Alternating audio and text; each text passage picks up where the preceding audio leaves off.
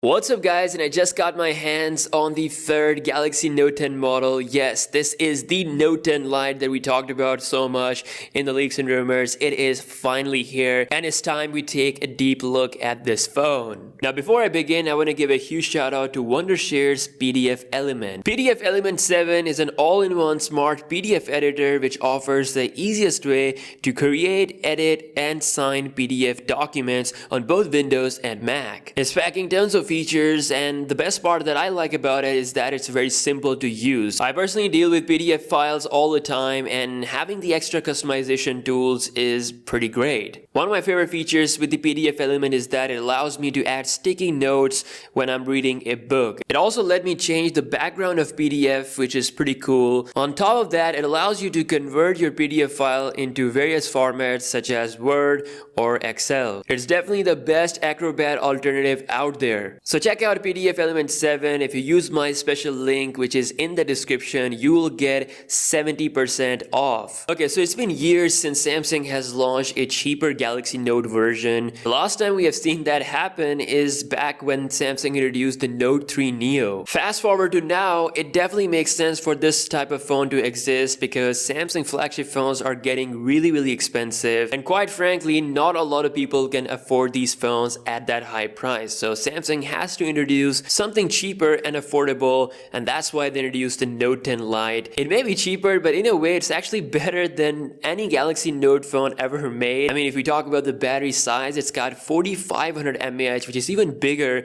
than what we get on the biggest Galaxy Note 10 Plus model, and it's the only modern Galaxy Note model that has the headphone jack. It's got a flat screen display, which some people prefer, and also comes with a square camera design, which is in line with Samsung's upcoming flagship phones. But with that being said, it is a light phone, and that means that it's not going to be as good as those higher end models. So design wise, it's rocking glass-tick back, which is not truly a glass back. Obviously Samsung did it to cut down the cost. There is no Bixby key. You only get the power and the volume rocker on the right hand side, which is fine. I would have preferred the buttons on different side, but because they killed the Bixby key, I'm letting this one slide. There's a punch hole towards the middle, and overall a fairly bezel-less design. Honestly, I like what Samsung is doing here. It doesn't have the shiny sides of the higher Note 10 models, but it is rocking that headphone jack, which, like I said, a lot of people will love. There's the Type-C port for charging,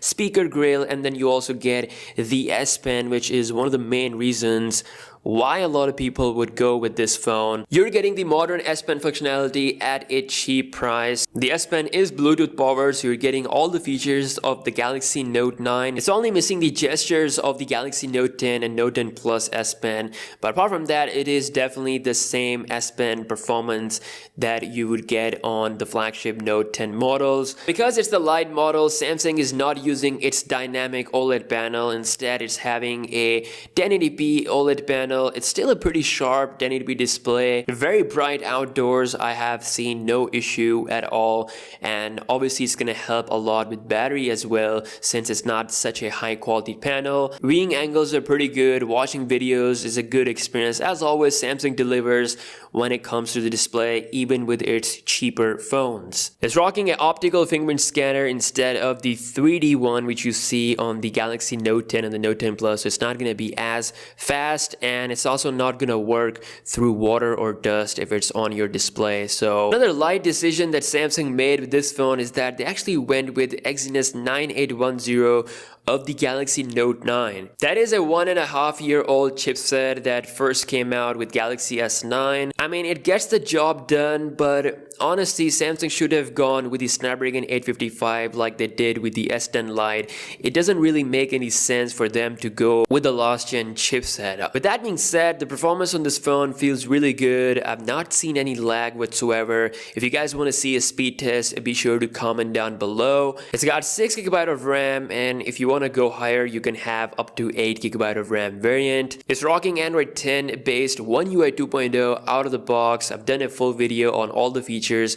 It's pretty much packing everything that you will find on the flagship phones. Now, when we talk about the cameras, there are triple cameras on the back, 12 megapixel trio. There's a main 12 megapixel f1.7 sensor, a 12 megapixel ultra wide angle lens, and also a 12 megapixel f2.4 telephoto lens. As far as the images are concerned, it is using the Samsung's traditional software algorithm. It really does bring those highlights from the pictures. Overall images are sharp and nice with good detail. You can record 4K videos and at the same time switch to ultra wide angle lens, which is pretty good. It does have the new optical image stabilization, which really helps the smooth video performance. Now, it also allows you to record 4K videos from the front camera, which is pretty good. It's got the night mode, it's got the pro mode, everything that you would find on a Samsung camera app, it is there. You can do a portrait mode from both main lens and telephoto lens. You do get a versatile option there for your portrait shots. Now, the best thing that I like about the Galaxy Note 10 Lite is that it's having a 4500 mAh cell, which is the biggest Samsung has ever used on a Note model. This thing can easily last up to 2 days